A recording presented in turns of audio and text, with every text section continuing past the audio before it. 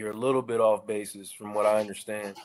Woo, child. Hey, everybody. I'm just sitting here having a fun time talking to two men who are therapists, and there ain't nothing better in the world than a man who is a therapist and understands all of the psychology of relationships and understands what's healthy and what's not healthy. And we're having a good conversation behind the scenes here, but I'm going to bring all y'all in here because I am so excited today.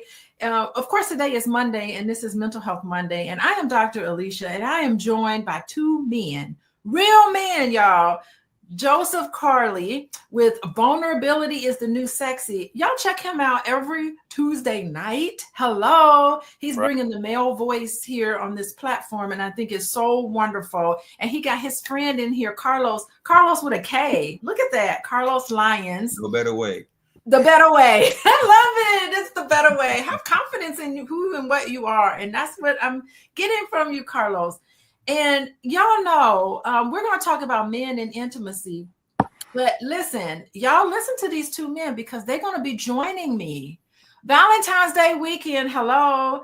And y'all have to tune in to my my wonderful event that I have, Valentine's Day weekend. That is February 16th and 17th, 15th and 16th, Saturday, February 15th and Sunday, February 16th. I'm doing a special Black Love Weekend. It's Intimacy Edition, and I'm going to have these two gentlemen on here with me.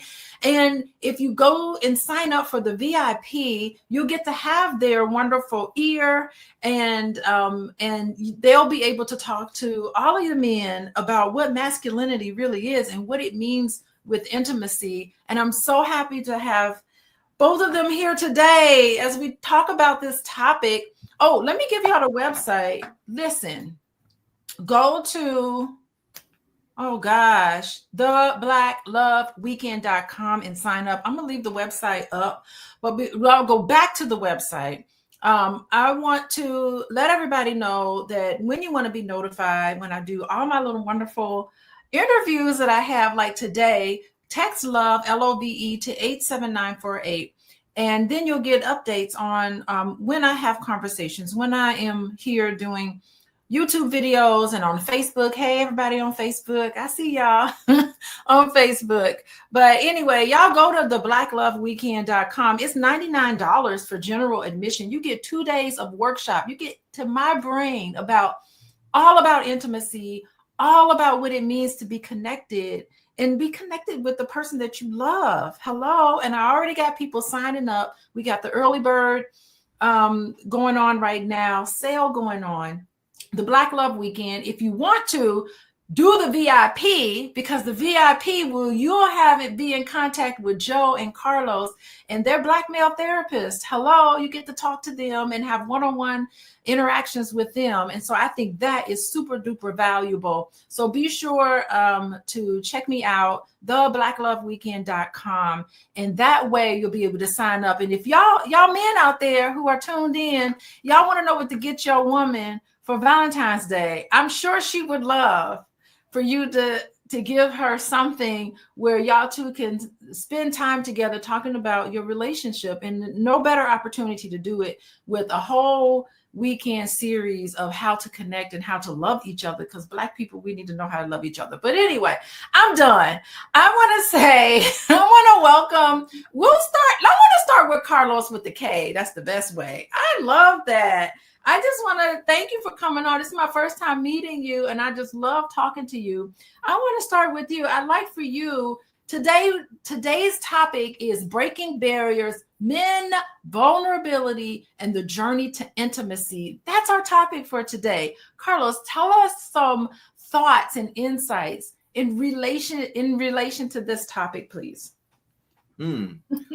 Well, first of all, thank you, Dr. Alicia, for having me and the invitation that was extended. It's a pleasure to be here. I love talking about all things mental health and just wellness in general. That's become a part of my livelihood. So thank you so much for the invitation. As far as the idea of breaking barriers, men and vulnerability, and the journey to intimacy, I think when we talk about this idea of vulnerability, just that term in and of itself, One person I think about is the vulnerability guru. I would say is Miss Brene Brown, and she talks about the courage to be vulnerable, but how that process first starts with ourselves and really kind of diving into our own transparency with self. So before I can be in relationship with other people, what is my journey with my relationship to myself?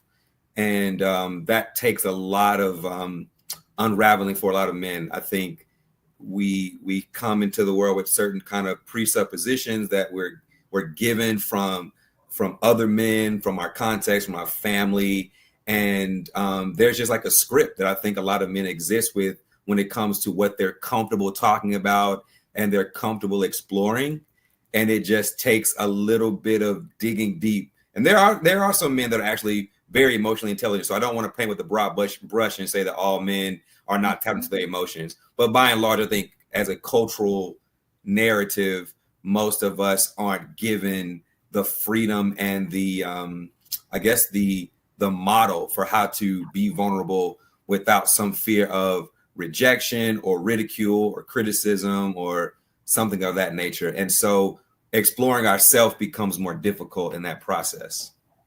I really like what you're saying, because I'm thinking about what little boys are told when they're playing outside and they come back and they're hurt. Mm-hmm. You want to give them a hug. You're supposed to give them a hug and tell them, yes, you are hurt. Let's bandage you up. You're supposed to meet little boys, because they're children. Meet them with that love, care, and attention. And how sometimes we're given that messages where we'll say, man up, man up. Stick your chest out. Go on out there and take them. And I'm thinking about youth sports. I'm thinking about all of these things where very young age, they're given these messages that it's not okay to even be hurt or to even acknowledge that you're hurt. You have to man up and tough through it. How can you be transparent and be yourself when you're in your most vulnerable state and no one's letting you express all of that? So yeah, they do get these messages, and it's reflective of our society, and it's reflective of what men were told and saying to other people. So I really love that. And I love Brene Brown because she's a social worker like myself. So I'm partial to her. She does a wonderful series on, oh my God, on authenticity and being transparent and being vulnerable. It's so tough to be. So, Joe, what's happening? He's the Fly Nubian king over here. Coming in here. Right. I miss you, Joe. I haven't been on with you in a while. I miss talking to you. I need you back on with me. Come back on the day I'm there. But yeah, what do you think about this emotional vulnerability that's often seen as a weakness in men? And how can we start to change some of that perception? Well, it starts with community first. Like, if you have a large amount of brothers that are coming to the space and learning how to be vulnerable and taking away some of the shame that comes with being vulnerable and, making it, so erasing the taboo and the stigma around it, then, you can, you're going to have more healthy and whole individuals. And, for me, I'm always telling people, like, this is who you truly and genuinely are, and this is the mask that you're wearing, and you're pretending to be someone you're not. And the further apart these two individuals get, the more room for depression, anxiety, and all the things depression and anxiety. Usually for us, showing up as anger when really we're just, most times afraid or sad and unable to process those emotions and communicate those emotions. So, with authenticity, and you bringing these two things closer together, you are dissipating the shame around, showing vulnerability, and it does not looked at or viewed as a weakness. If you are, confident in your masculinity, then you really can't be shamed. So that's what that's the message that I know myself and Karlos and brothers like us are constantly pushing out. Like, you cannot be ashamed, or you can't be shamed by someone if you are confident and understanding of who you are. Everything that comes with us came from somewhere, usually somewhere early in our childhood. We have developed these emotional triggers, and they have gone underdressed for so long. And when something comes about that triggers, so to speak, triggers us, then like I said, it shows out as anger. And but as we're for myself specifically, as I understood more about what those emotional triggers are and what they were rooted in, they started to dissipate, and the anger goes away. And so it's okay for me to say, hey, I'm sad today, or I'm afraid today, and I can communicate that with the people in my life that matter. Oh, I like this. What you're saying is that a community Right. of men who get together and they're modeling for each other, led by real men, modeling for each other what it means to be yourself versus your mask, Right. and making sure that, okay, you do have to have some sort of a mask, but you want to make sure that the mask is totally reflective of who you really are on the inside, keeping this close together. But when that mask and who you really are starts separating, that's when you start to lose it a little bit. You start to have all of this mental illness steps in because you're not being your true authentic self. That is really interesting. And then you're walking around, you're not understanding how to deal with some of this. And then you start to have all these feelings. But what's been shown to men as acceptable is anger. Anger has been the most acceptable way to express yourself, when really you're feeling all sorts of feelings in there. Yeah. And when you're walking around angry, how you going to connect with people? How you going to connect with your significant other? How you going to connect with your children? How you going to connect and have really good pro-social behaviors and pro-social experiences with this disconnection? And it's funny to see men when they finally let down their guard and they start addressing their triggers, how more full they become and not so insecure. Oh my goodness. Karlos, weigh in on this. This is really interesting. Yeah, I love everything that's been said. I thought of talking about the dissonance, or just the distance between the authentic self and then this. I think of the mask as more so the roles that we have to play, or the roles that we think that we have to play. So the narratives that we tell ourselves of how we should show up in the world, what is, as you mentioned, acceptable behavior for us. And I also feel like it's not even just that. I'm gonna kind of dig a little bit. It's not even just the fact that men have been taught this to other men, but I would say that there are some expectations from women as well, that men should show up with a certain type of bravado and strength and toughness that some women have taken. I've even seen this in my own practice. Some women have taken advantage of when a man is willing and wanting to let that guard down. That's looked at as being weak or less than, and not earning or yearning for more respect from her. So what do we do with that? If you're coming across men, I mean, it's definitely once a man, because this is interesting. So what you're saying is that when men are becoming healthy, because I think when the mask is together and it's more of your authentic self, that means you're really healthy. When men become healthy, there are some women that don't even want any piece of that, that healthiness. How do you deal with that? And healthy in the sense of, like, if I share with you how I really feel about certain things, will you be able to accept me and handle me for what is really true to me? Or do you want me to continue to play the role that you have placed me in, or that I have kind of allowed society to put me in? Does that make sense what I'm saying? Yes, it makes perfect sense. So what do you say? What do men do? All you men out here, y'all let me know in the chat. Do I got some men in here? I got Dennis. Dennis is talking about the mask we wear. Yes, I think that's a typo. I'm sure it's the mask. Dennis, weigh in. Men in the chat, y'all weigh in. Do you feel this pressure from us as women? I'm here listening. I'm actually taking notes. I got a whole page full of notes. I'm taking notes here.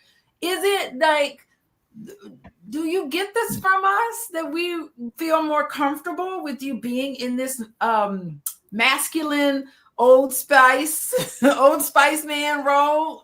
Are you feeling that when you're vulnerable, you have women around you that can handle all of that? Like, what advice? Give me some advice. I want some from the chat. Jesse's talking about it's a lot of pressure. Tell me about the pressure. They do feel pressure. Okay, Wayne Solomon and Jesse McDaniel is talking about how they feel pressure. And Chris is talking about the Old Spice men. Okay, here I am. Ladies, we got to listen up. Okay, any one of y'all can go. What I'm just thinking of is like, you know, before we get to that part, I want to just say like the roles would be, I'm supposed to be the breadwinner, the provider, the protector, and then when I get some of these roles in place and I'm getting your attention for those things that, you know, you want from me, I don't know if I have the freedom to do anything else or be anything else. It's where a lot of men, they're in that space. So it's like, once I check those boxes, what else do you need? Oh, and also I got to be good in bed too, right? So like all of that is a part of the process.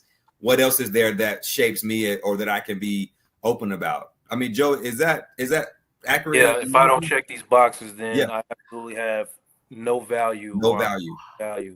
And it becomes pressure to perform, because a lot of times it often feels like more people, you know, the outside world is more concerned with our output and our production than they are with our emotions and our vulnerability. Correct. You know, hey, yes, the world is tough on you, black men. I understand, but you still have to go out and you got to suck that up, and you got to go out and perform. And I can't be concerned with how I'm telling you to go out and perform either. You know, you just have to go out and perform. And I don't have the time or the sensitivity to massage your emotions to prop you up all the time, because then you may, and this is just for some women, not all women, you may become a burden to me, or I'm going to present you as a burden. And then, you know, if you happen to just deal with one of those women and you get on to the next woman who is emotionally intelligent, has that understanding, you've already locked in your mind that if you show up with any vulnerabilities or any hurt, then you are a burden. So you have closed yourself off emotionally and made yourself unavailable to this woman who is willing to accept your vulnerability. And you have to be taught again that this is a safe space for you to be vulnerable.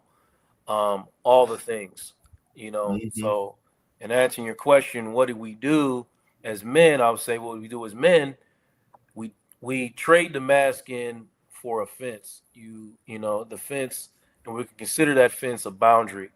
So, you know, understanding your vulnerabilities and also your boundaries, what you're willing to put up with, what you're not willing to put up with, the things that bother you and hurt you, and you're willing to accept and not. You have to know and understand these things, and then communicate them with whoever.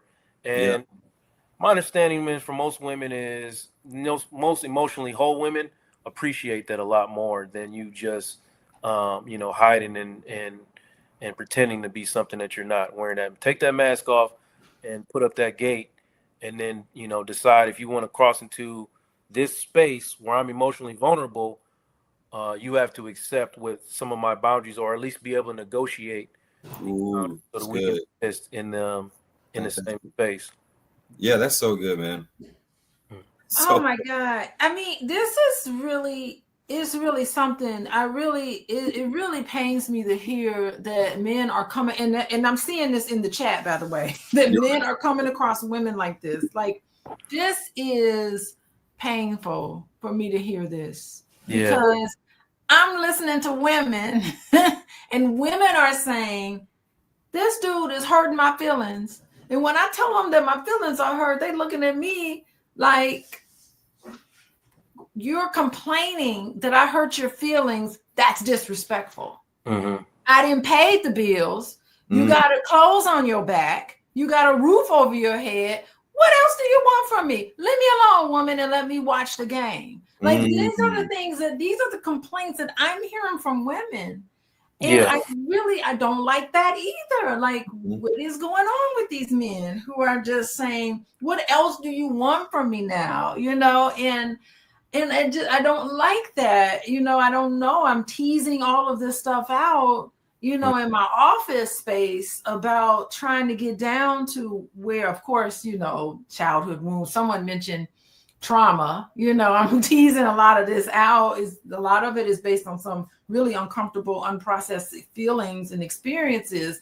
But this is what I'm getting from a lot of women who are complaining too. So it's complaints going all over the place. Yeah. And we're not spending enough time getting down to the fact that really it is all about vulnerability is necessary for intimacy. And I see so many men and women, especially men, when they got an abundance of women out there, because y'all men be having choices, right? But at the same time, these men with all these choices are still lonely. They're still searching for intimacy and they're still not quite getting it. I don't know. Any one of you all can take it from here. I wanted to say about what you're coming with, the women that have come into your office. What I have heard from, and I've worked with couples and men, individually, I think sometimes what is presented to them isn't just, well, that's just the way I feel from the woman. It's they take it in as criticism of them. So I'm doing all these things, and then when you come to me with something else, it's like another indictment on what I'm not doing right as the man, and I'd rather check out and not hear it and kind of stonewall and separate myself emotionally from tuning into what you're sharing. That's kind of what I've seen is like a lot of times it comes back to them as you not doing enough. I feel that you're not doing enough. And therefore they may interpret that as I am not enough for you because I'm not doing these things or I'm not this. Does that make sense? Yes, it does, because that makes perfect sense. They forget that, yes, I appreciate you, and yes, I have a lot of gratitude for everything that you've done, but I want to know who you are. And I want us to be able to do some of these other things together so that I can feel safe and secure emotionally. It's not just protection physically and providing and, how much money is in your checking account. It really is. I want closeness. I don't want to be lonely in this nice big old house that you have. Like, I really want that. And I think sometimes men hear that and they're not understanding that, yes, women do appreciate you a lot of times, but they also want these other things from you that you ain't got enough money. You can't write a check for this intimacy and this closeness. You can't write a check for it. Right. If only you could, you would. Right. Oh, Joe, what you gonna say to that? I want to say, a lot of times with, tomorrow night on Vulnerabilities and New Sexy, we're going to try to have a very nuanced conversation about some of these gender wars, and we're going to talk about, how I'm going to try to talk about how the marriage or any relationship is a system. And the problem with, people going into these systems, we got women that blame men for things, we got men that blame women for things, but understand that any part of a system, if it's malfunctioning, the whole thing is broken. So we have to know and understand what the other purpose, what the other partner's purpose is inside of that system. And like I said, negotiate and talk about these things so that the whole thing can function the way it's supposed to function. And a lot of people are going into relationships without having these conversations, obviously, because a lot of us haven't been taught how to have these conversations. And, I know that, a lot of us grow up not seeing what these healthy relationships could be like. And then we all come into relationships with our own emotional triggers. And I think it's very important to understand your partner's emotional triggers so you don't step on them. And that's just part of a system. You may think something is not important or not a big deal, but you don't have the same lived experience as your partner. So you are minimizing and invalidating their experience by not taking the time to understand, where this trigger came from, how it developed in them, and how it's grown over time. Most times you're going into a marriage, you're marrying an adult. So this is somebody that's lived with these Yeah. live with these emotional triggers for an extended period of time. Mm-hmm. And if you're, if you know, most, like I said, most couples that I see, I don't know about you, Carlos, most couples that I see, they haven't done or dealt with, their own individual emotional triggers. They just know that their partner keeps stepping on them. Mm-hmm. Mm-hmm. Yeah. Yeah. Of course. Yeah. Off. So it's there's a lot of communication that needs to go in. It's a system, guys. Let's stop blaming the men. Let's stop blaming the women, Yes. and let's Yeah. start talking about you as an individual and the things that bother you, and give your partner the choice to decide whether or not they want to respect those boundaries and emotional triggers. Oh Can I my add, goodness. can I add Go on? ahead, Carlos. I was going to add on to that. I 100% agree. I think what I hear is unmet expectations and miscommunication in that process. A lot of what I see with couples and working with men as well is that it's just like we don't know how to communicate our expectations, and that healthy dialogue really has to be, as you've said, Joe, systematic. Mm-hmm. And I always say I believe in abundance of communication. When I talk to clients, an abundance of communication. Do not assume the other person knows. Do not assume the other person gets it or understands. We have to really like break all of that stuff down. But honestly, to understand your expectations also requires you to go explore your own narrative. As Joe mentioned about, you come to the relationship with all this stuff. I spend time with individuals, couples, all the things, right? Kind of walking through and unraveling the narrative, going back down the line of where this first started to present itself and pop up during the course of your life and your life experiences, to see why that became that trigger, why that became that landmine for you in your life. And, just seeing that plain as day, sometimes they're like, oh, I never saw it that way. They start putting those two things together, and they can see, because for change to happen, the awareness has to be first, the thing that they notice, right? Awareness of what is the issue. Then they can begin that process of change. Mm-hmm. But they got to come to some level of awareness. We call that contemplation in addictions therapy. Right?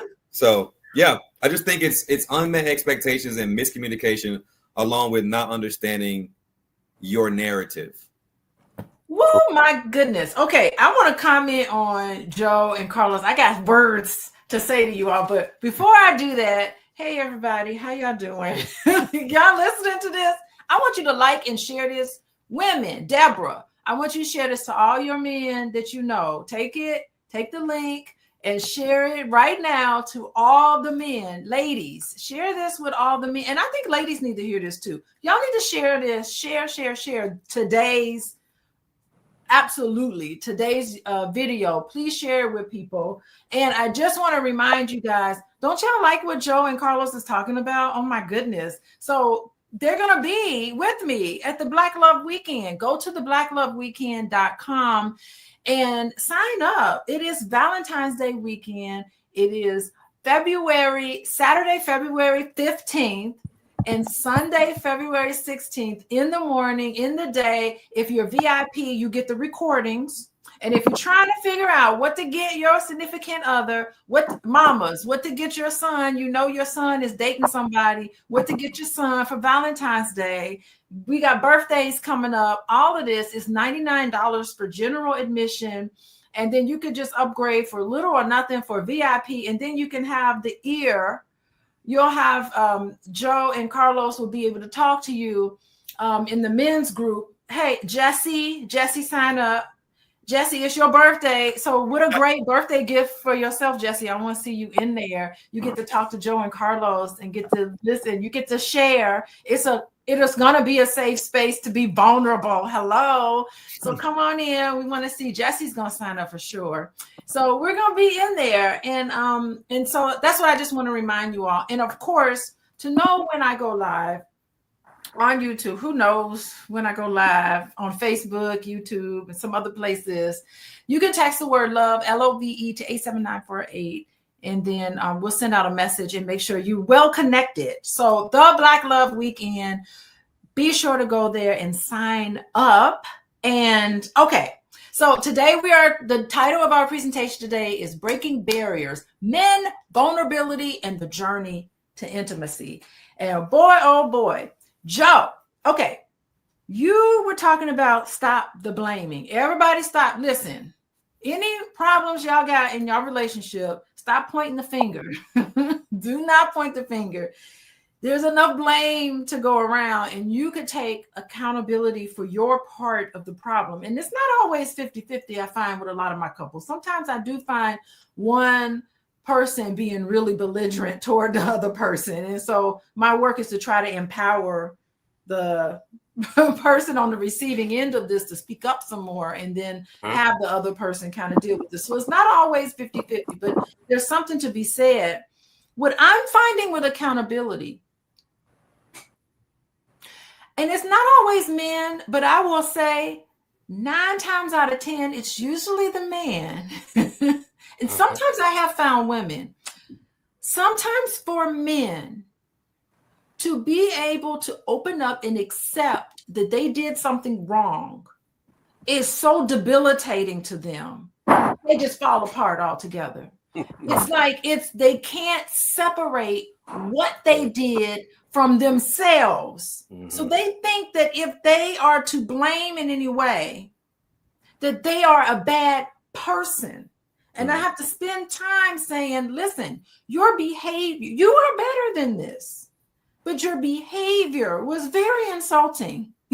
You violated this person. You broke the trust in a lot of ways. You have to be accountable. And I just want to follow up, just make a comment about how difficult it is for some people, not necessarily men, but that happens where it's difficult for some people to say they're sorry, for some people to show accountability without going into a deep level of depression because they think, oh my goodness, there's something wrong with me, not something wrong with my behavior. And so that's my question to you, Joe. What do you have to say to that? I can't argue that much with you, honestly. In my experience in couples counseling, if you continuously bring blame to the man, he is eventually going to blow up a lot of the times. Yeah. That's the experience that I have, and Karlos might have a different perspective, but men do not go into therapy to be told that they're doing something wrong. Most times they have entered the space because they already have understood that they're doing something wrong, and they want to know how to change their behavior and get on the road to redemption and move past it. So if we spend too much time, and this is my experience with the woman, not all the time, but some of the time, she wants to spend a lot of time dealing with the hurt and not exactly ready to move past the pain. I always liken it to, a woman sleeping soundly in her home, and then, in the middle of the night, there's a home invasion, and people come in and they break the windows and set things on fire. And then, the police and the fire department are called, and you're standing outside, and and the fire gets put out, and the burglars are arrested, and you tell the woman, go back in there and sleep peacefully. Yes. We haven't changed the security system. We haven't replaced the windows, changed the locks, or nothing. But you expect her to go back inside after you have, basically taken away her safety or her feeling of safety. And, brother, it just doesn't work like that. We're not here. I love that scenario because it's almost like she got PTSD. You don't have to deal with some of her things here. You have to change the locks. You have to get updated security system. You have to maybe even move. You know what I mean? There's a lot of things that you need to do in order for that woman to feel secure in that space again. And same thing for the men. But so basically what I'm saying is that I want you to come into the space not to be blamed, but to just understand your woman's feelings and validate them. I got you. I'm not going to let this turn into a blame session for you. I'm not going to do that. But you're going to have to validate your wife's feelings or your girlfriend's feelings, and you're going to have to take some accountability for it. And then we're going to understand why this behavior showed up with you in the first place, and and then we're going to address it. And then because I'm almost positive that the man is not 100% to blame for him showing up Yeah. Well, You know what I mean? So it's all about perspectives, man. You just have Yeah. to be willing to learn and validate each other. oh, that is so true. And you're right. It's a signal. The house burning on fire is a signal of, okay, something wasn't right in that house to begin with. There was faulty wiring. There was something that was going on that needed to be addressed. And on the other side of this whole thing, it really could be a very nice, beautiful relationship. But it really is, you really do have to tease through that. And usually what I tell people is just like, is it worth it losing her? Are you willing to lose her? Are you willing to break away? Because if you really want this, you're going to have to dig in. So I use whatever I can as leverage. You want your children to see you on the weekends? What do you want? Because that's where we're going if we don't address this and come to terms with all of this. So thank you, Joe. Okay. Now, Karlos, I want to ask you a question because you mentioned miscommunication and healthy dialogue, which thank you for that. That was a beautiful thing. And in what I'm finding too, and I do find this with men, and I don't know, I'm listen, women, we got our own set of problems that we bring to relationships. But I'm finding this sometimes with men too, where growing up, I'm finding that men who aren't comfortable or weren't encouraged to talk about what they want growing up, communicating what they need, because hello, as women, and Deborah, you can put this in the chat if you want to, like, I can't read your mind. I don't know. I'm trying to be psychic. I would love to be clairvoyant, but I'm not clairvoyant. Like, if you don't tell me what's going on, I'm going to assume everything is okay. Right. And so I'm finding that sometimes it's hard to get men to like finally open up and say, let her know what you want from her, open up. And partly is that they're just not encouraged all the time to open up. And sometimes it's scary because if you start opening up and you start asking for what you want, that's even more frightening. It's easier to just not say it at all, because if you ask for what you want, so much anxiety comes over men where they're just like, okay, is this person going to give it to me? Because if they ain't, why did I just make myself vulnerable asking for what I want? And I'm sitting here waiting on it to happen. So it's so difficult. And you brought up just wonderful point there. Can you expand on that?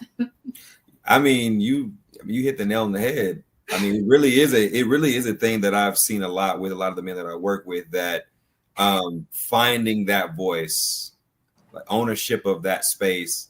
And I use terms like advocate for what you need, advocate for what you want. It's self-advocacy, right? Showing up in that way. And, when it's in reference to couples, I spend time trying to kind of teach them good rapport building communication skills using what we call I feel statements, or when this happened, I felt this way about how so-and-so went down, and et cetera, et cetera. Another thing is just before we get into the communication of what it is that we want, I've spent a lot of time with men and just learning how to tune in to the body.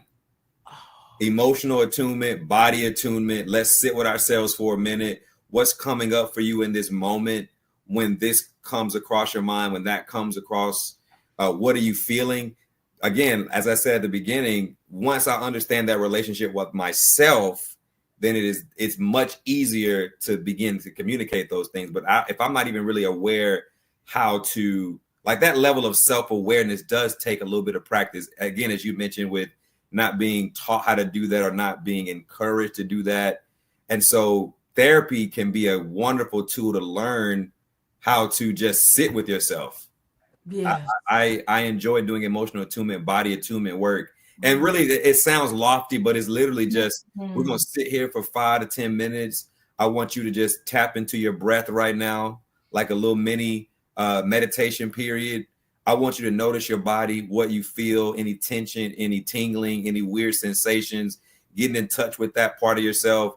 And not even surprisingly, but it's just cool to see how when I do that, they're able to be like, I do feel this, and I'm sensing this, and this is what's on my heart, or this is what's in my shoulders. I feel this emotion in the back of my neck. Just all of that starts to stir up because they finally gave their body a chance to speak up. they start to tune into what their body has been trying to tell them. So when it comes to when she, as if they're in a relationship, if she like says something in a certain tone of voice, right? A snide, remark, or when this is going on with the kids, or what happened at work today, things become compounded, and then I'm able to kind of offload those things, maybe write my thoughts down before I go into that conversation, be able to kind of systematically look through what it is that I'm feeling in that moment, and then broach that conversation when you feel it's safe, when you feel it's appropriate. You have their ear to begin having those conversations with your significant other. But it first starts with just that attunement to self, I believe. And it really means that you have to break away and take some time for self-care. Self-care is self-love. And get into a mindful place. I'm starting to, and I've always felt this way, but I'm starting to really believe that mindfulness is the answer. I'm on that wave. I've been on that wave for a little while in my practice. In fact, if I wasn't on that wave, I don't think I would be a therapist, because I had to coach my own body back to wellness. I'm just be honest. I went to the hospital. I went to a neurologist. I went to therapy. And it wasn't until I really just began to be okay with just sitting in whatever the discomfort was that the healing process started to happen for me. And so that's my wave. Like, we talking about mindfulness, breath work, somatic experiencing. That's the wave. Let me tell you, and we don't even need to talk about plant medicine and all sorts of stuff. I'd be dabbling and all of that stuff, but I need it. I mean, as therapists, we need it because I think we just hold on to so much. We absorb. I really have to have a daily peaceful meditation every single day, twice a day, to just do this type of work. We're healers. We are healers. We are. And I have to go away for the weekend just to sit and meditate and have my plant ceremony and my Native American chants and all of that happening. Yeah, love it. In order to like totally release it so that I can do the work that I'm here to do as a healer. Go ahead. Add on to that, like, let's make it practical, right? So if there are men out there that are not actively engaged in therapy right now, or if you don't have time to go on a solitude retreat and do all these extra things, I'm simply saying, first thing in the morning, can you just sit up in your bed and just take a few deep breaths? Can you just pause before we get the day started? Before we look at the phone, laptop, all the things, you can start a mindfulness practice just by taking a pause. It don't have to be this lofty, we're in the Himalayas, you know what I'm saying, in our nice Costa Rica, no, 5 minutes of silence, man. Just 5 minutes of silence, and just begin to tune into that clarity that comes from the inside of you, and then you're able to move differently, so that when things come into your awareness, into your space, you'll know, like, I'm feeling some dissonance right there, some incongruence with me right now. I need to speak up on this. I need to advocate for what I need. And the words don't always have to be perfect. It just has to be honest and just speak from the heart, right? You don't have to be rude about it. Like, I'm feeling this way right now. That's right. I will say my husband meditates almost every day. He does a lot of quiet meditation, and it really, and I really, that's what I liked about him. I'm like, you meditating too? Both of us are meditating, but he meditates all the time, and he's always in a meditative place. But when he finally opens up his mouth and starts talking, it's the most profound thing that you ever want to hear. I'm just like, all right, you done blown me away today. I'm done with you. I'm done with you, But it's we're just crazy and unique anyway. how we are anyway. Y'all don't be listening to us. We crazy. We unique. There is no other relationship I've ever seen quite like the one I'm in now, but it's very, very unique. But it's something being married to somebody who is so meditative and very powerful person. And so it just there's something to it. But I think that you get to that point when you meditate, it's like that sort of piece, if you don't get to meditate, you're going to be like, I gotta meditate. I can't do nothing else unless I meditate. You'll start to lean on it and know that you need to do that. You start to understand, hey, before we make a decision, let's sleep on it.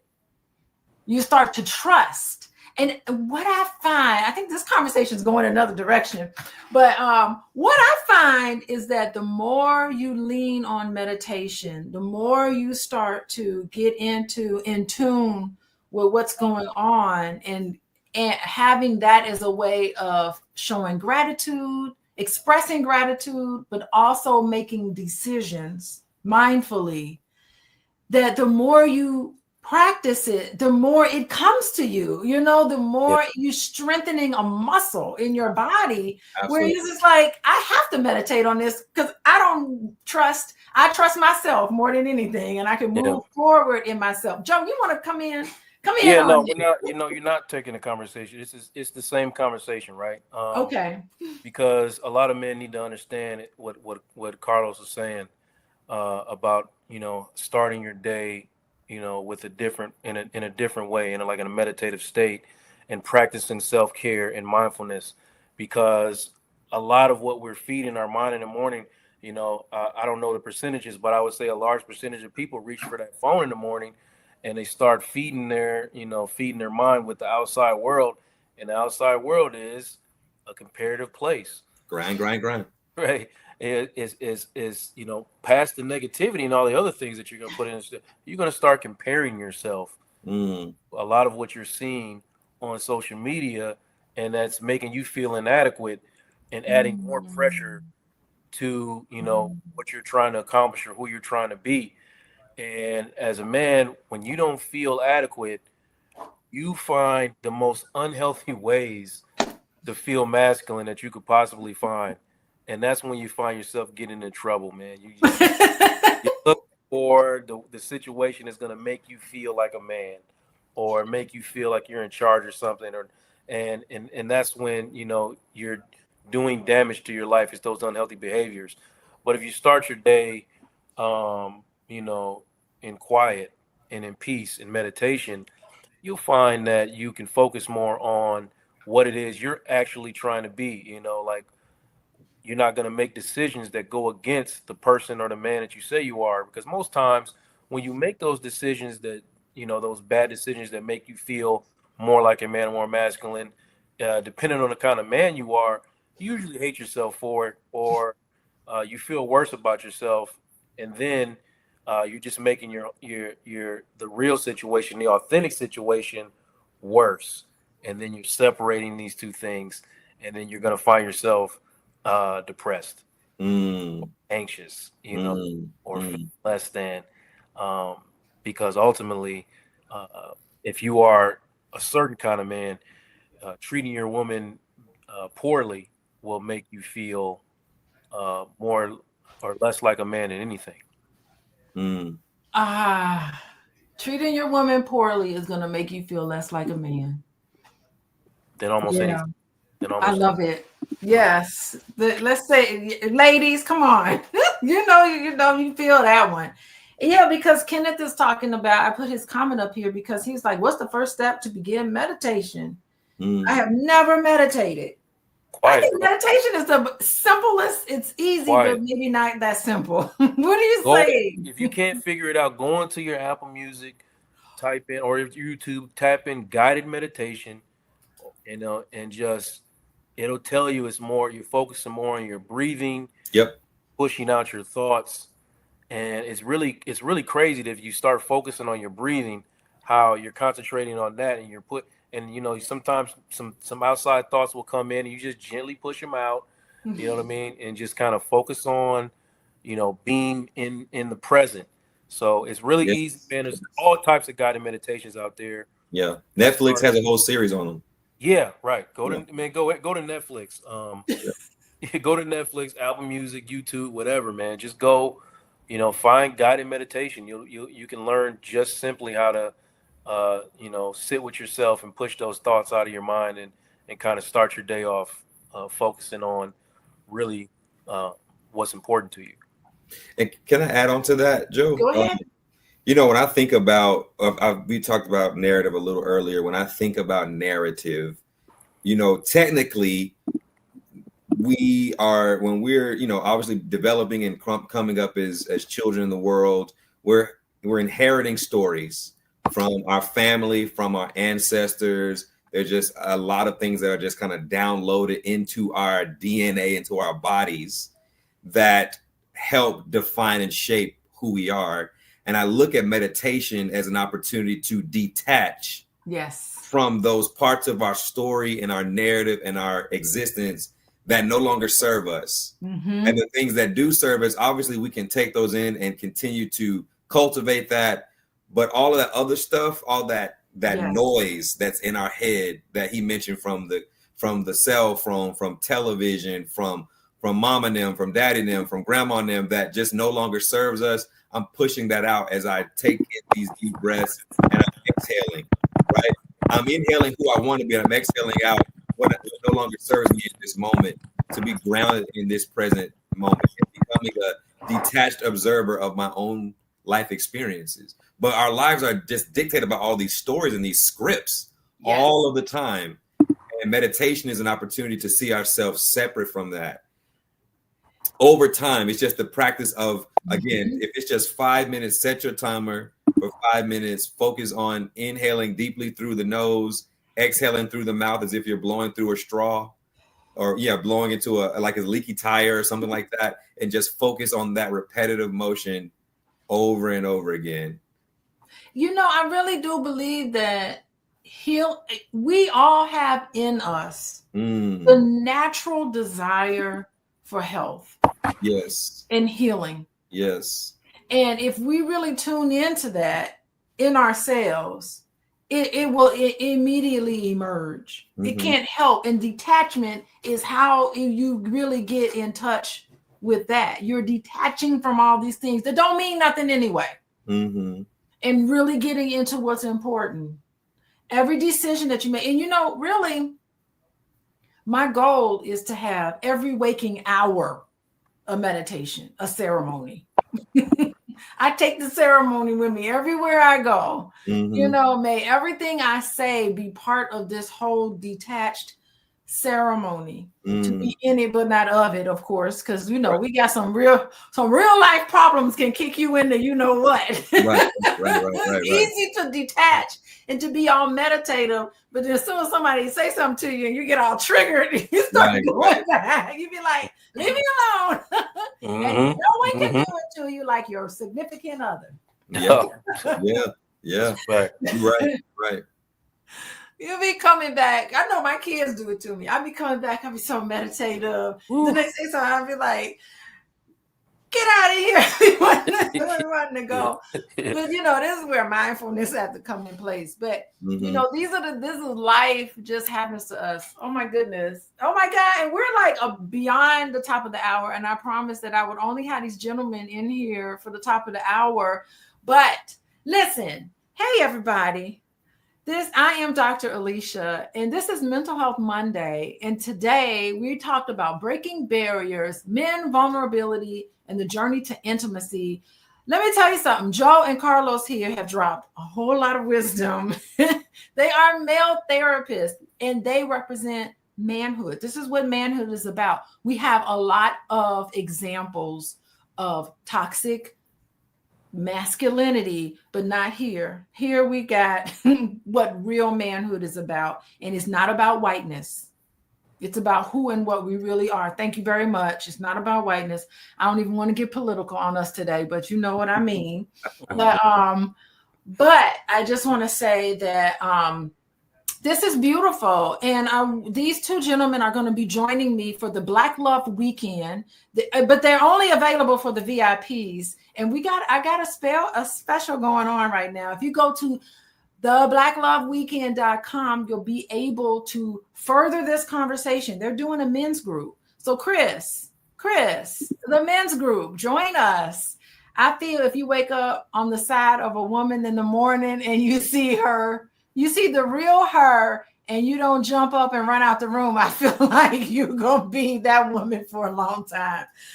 Oh, Chris, you are hilarious. I love that comment. That is not the parameter we're using, Chris. Let me tell you, I just randomly picked the comment. I thought, oh, waking up with a woman. Anyway, Chris, you join because these two men will put you in your place with these comments. Yeah. But I just want to thank you two for being here. Y'all make sure you go to theblackloveweekend.com. It's $99 right now. This is the early bird. It is Valentine's Day weekend. It is Saturday. During the day, y'all can do what y'all want to do at nighttime, Saturday night. But during the day, you'll be with me. I have a wonderful workshop for you guys about intimacy, about how to love each other. Black people need to learn how to love each other. We definitely know how to hate each other very well. We got that nailed down. So let's get into loving each other, figuring out how to love each other. We're going to be talking about that. On Saturday, you're going to have Joe and Karlos in the afternoon. They're going to be coming in and they'll only meeting with the VIP. So make sure you get your VIP ticket. It's digital. So, and if you're VIP, everything is going to be recorded. You'll have access to the recordings. But if you just want to drop in and say hey to everybody, you could just do the general admission. It's $99, y'all. That's not that bad. And then it could be a nice little gift for you and your boo. You and your boo, if you're trying to find a nice, beautiful gift and you're trying to like rack in your brain, you don't know what to do. Lexicon. Cuddling a woman is like a teddy bear. Okay, so these men love physical touch, by the way. I don't know what it is with y'all men and physical touch. They talking about cuddling a woman and sleeping and waking up next to a woman. This is what the comments are saying. Anyway, physical touch is one of the easiest love language to understand for the most part. So men love physical touch. I know my boo, he loves physical touch. So I'm like, okay, physical touch, that's good with me too. So yes, cuddling with a woman like a teddy bear is intimacy. Yes, Black Lexicon, I want to see you there. Anyway, so, okay, let's wrap it up. We got to wrap it up. Can you do this again? Patricia wants y'all back again. Listen, if you want to come, be sure to go to theblackloveweekend.com if you want to know when I'm live, because who knows when it's going to be these days. I'm very busy, but it's text the word love to 87948 and you'll get information from somebody be sending you information on that. But really, the best thing for you to do today is go to theblackloveweekend.com. You'll see Joe and Karlos, and then we'll end with Joe and Karlos. How about you just give us what question can I give you guys? Parting words. We need advice. These men and women in the chat need advice. What would you say to us? They're loving this physical touch thing. Men who love physical touch. And anyway, parting words. We'll start with Joe, Mr. Joe. Parting words and last thoughts about men vulnerability and the journey to intimacy. And then let everybody know how to find you, Mr. Joe. Sure. My parting words are going to be with I'm going to steal some words from my brother Karlos earlier when he was talking about using those I statements and whatnot. When this happens, I feel this and I need this. When you are discussing things in terms of your own feelings, it's very difficult for someone to argue with your own feelings. I can't, if it makes you feel hurt, if it makes you feel sad, if it makes you feel disregarded, how can I argue with you feel that way? So my only perspective should be is to understand why are you feeling instead of getting upset about the fact that you feel that way and taking it personal as to why you feel that way. Let me understand, well, what am I doing or what am I saying that's making you feel so disregarded? Why is this occurring? I don't get it. If you get there, then I implore you to call one of these brothers here or Dr. Alicia herself and get some help in understanding where the communication gaps are. Because most of the time we're talking about two people with the same mission. You may want to run the ball left. I may want to throw the ball right, but let's agree that we both want to score a touchdown, right? We have the same goals. And if we don't have the same goals, your relationship is on a whole different situation. But in a healthy, typically loving relationship, we have the same goals. So it's illogical for us to fight. is what I'm trying to get you. Basically, what I'm trying to say. So start with your feelings, and you can find me, to set up any type of session or appointment at consulting.com. You can book a free consult right on there. And tomorrow night, I told you every Tuesday night, but tomorrow night we're going to have a very, very nuanced conversation about gender wars. I'm going to be very specific about how we're doing it. We're not coming to the space to argue about men versus women or anything like that. We're really trying to understand how to communicate with each other so that we can meet each other's needs. So I implore you to join me tomorrow on the Boss Network for Vulnerability is the New Sexy. Thank you, Joe. Thank you so much. Okay, Karlos. Yeah, I want to just say a couple of things. That first, men, please understand, or just anybody in the viewing audience, please understand that your emotions are not the enemy. We are taught to look at this separation between our emotional selves and our lived experience, but your emotions are not the enemy. In fact, your mind, your body, all of it is inextricably linked together. It's just more important for us to move in harmony with all of it in a way that becomes more intuitive. And the other piece is when it comes to vulnerability, understand that my starting point for vulnerability is not necessarily about the other person's reaction to my decision to be vulnerable, if that makes sense. It's more so about me being honest with myself, first of all, acknowledging what my true feelings are, what my true thoughts are, and my expression is, and then being willing to share that with another soul. But it can't first start with being concerned about the other person's reaction, because then we begin to people please and kind of edit ourselves based upon what we feel somebody's going to say or think or have an opinion about my true self. So just keeping that in mind, that your emotions are not the enemy. Vulnerability has to start first with an authentic acknowledgement of your truest self. And then lastly, if it just comes down to, wanting to speak with a therapist, I think a therapist is going to help you along your journey. We don't fix all of your problems. We are not here to just give you the aha advice magic potion to all of your problems. But I want to say that if you are with the right therapist, they're going to help you get the tools so that you can go run this race and do it even on your own. Just be equipped to go be that authentic man. And so if you want to journey with myself, I love to work with any of your viewing audience. If you're in the state of Texas, I'm credentialed in the state of Texas. And so I'm on the Davis Counseling Center, which is daviscounselingcenter.com. You can find my profile on Psychology Today. That's Karlos with the K, Karlos Lyons, Lyons. And then I think I'm on Instagram. Yeah, I'm on Instagram at Mr.K.Lyons, Mr.K.Lyons. That's Mr.K.Lyons. All right, I'm going to follow you on Instagram, Mr. K. Lyons on Instagram. Okay, y'all, I don't know how much I don't think people understand this is a treat. It's a treat to get black male therapists to answer my phone call when I be calling y'all. Y'all be too busy. I don't know what's going on, but I be making fun of y'all. So, okay, we learned a lot today. I've been taking notes. I statements. Make some I statements when you talk about how you feel. Just say, when this happens, I feel this way. Get a community. Y'all men out here, it is so important to have a community of which you can take off that mask and be your authentic self. Understand your triggers. Understand how to deal with anger. Anger is sanctioned emotion for men. And there's probably a lot of other feelings that you have. We also talked about how sometimes us women, ladies, we be putting pressure on men to be the breadwinner, provider, protector. We put a lot of pressure, and then we want them to be good in bed at night. Then we want them to share all their feelings. We be putting a lot of pressure on men. We need to stop and think about that. We put a lot of pressure. All of these roles that they have to play. We got to take accountability. Stop blaming each other. Take accountability. We got to get into Brene Brown. Y'all look at her up. She's a fellow social worker. She's talking about being your authentic self, transparency, being honest with yourself. Hello. Then we talked about how to communicate. Sometimes we mistalk. We miscommunicate. We need to have this healthy dialogue.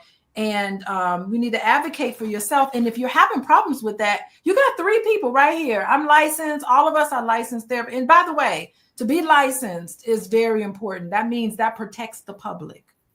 The license don't do nothing for me. The license protects you. That means I have to be on top of evidence-based practice. That means every word that come out of my mouth, a lot of it is my opinion, but most of it is evidence-based, or why am I saying it? So anyway, that's the thing. That's my public service announcement, because there's a whole lot of armchair therapists to be saying, do y'all know 80% of these armchair therapists have that stuff be wrong? I feel like this is wrong, just bad advice on the internet.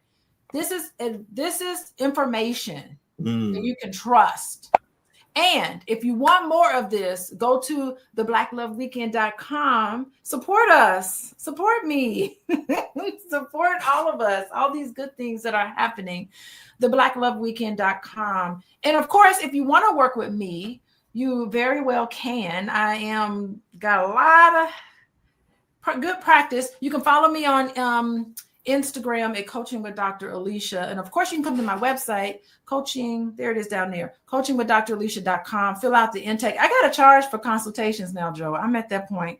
Ooh. I got to charge. It's only $20 for consultations, but I have to, because I'll tell you off air why I have to charge people. But anyway, people just no, I'm not relaying a message to my husband. If you want to talk to him, so you can get a hold of him on your own. I'm trying to talk to my own husband. Don't send no messages through me to talk to him. But anyway, I get it.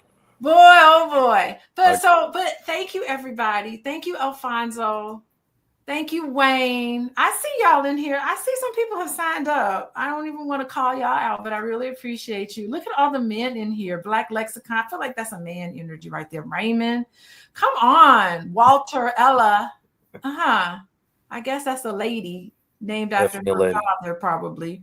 We got Wayne. We got all these men in here. Lots of men's in here. So I appreciate y'all for coming in here. And thank you, Joe and Carlos, for joining me. We're going to have some fun Valentine's Day weekend. So bye, everybody. Good night, y'all.